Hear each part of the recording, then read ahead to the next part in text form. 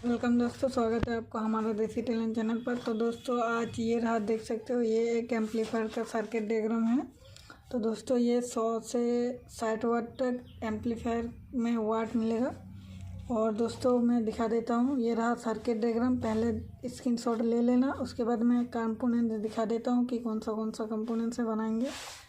तो ये रहा दोस्तों हमारा कंपोनेंट, जो कि मैंने पहले ही इन सबको रेडी कर लिया था, देख सकते हो। ये